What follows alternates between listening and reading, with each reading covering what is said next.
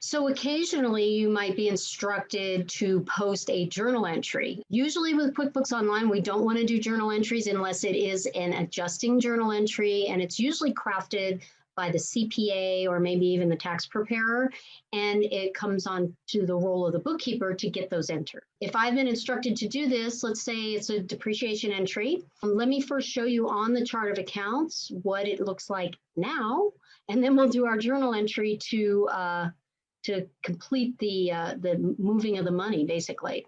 So this is a chart of accounts, and again, at the top we have assets, and every so often, you need to enter a depreciation entry. You can see we've got $21,000 in a negative figure here.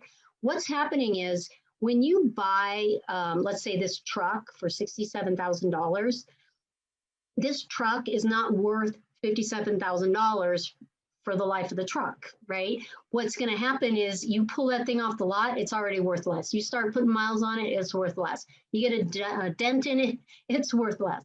So it's an asset to the company, but it's wearing out, wear and tear. So that's what depreciation basically represents.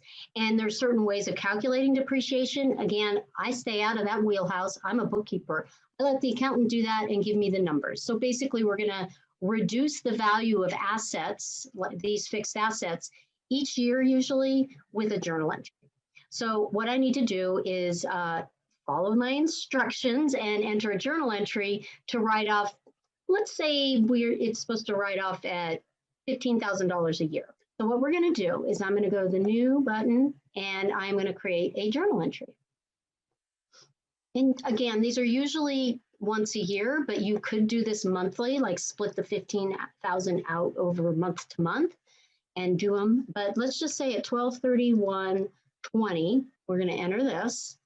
And we're going to go to, I'm going to just type it, accumulated depreciation. QuickBooks will search for it, and that's the account I just showed you on the chart of accounts.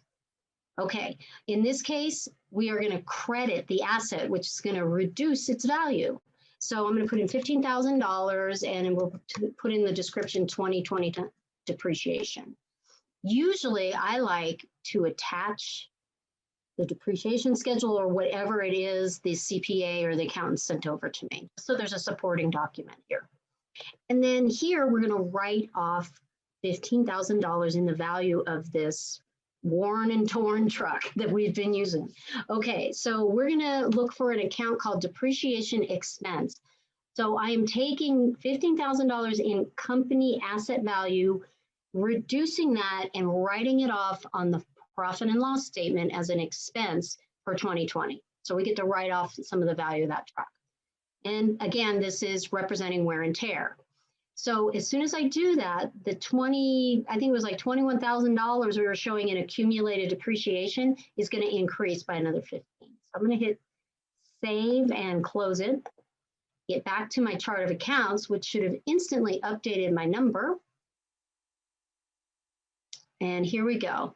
Accumulated depreciation is now $36,000. That is me reducing the value. Let me go over to the balance sheet really quick, rerun this report. And on the chart of accounts, I'm not getting subtotals and things like that, but here I am. So as we're writing off these assets, it's little bits being ticked away every year. And eventually we will fully depreciate these assets down to zero.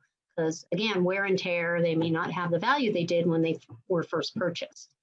Now, where did my depreciation entry go? It left the balance sheet, and I'll jump over to the profit and loss, and we're going to look for depreciation expense. There's the $36,000 total that we've written off, and my report is showing all dates, but here's my $15,000, the debit side of that journal entry. So left the balance sheet, reduced asset value, and then we wrote it off as a business expense in 2020. And that is how you enter a depreciation entry and how it updates the balances on the financial statements and on the chart of accounts.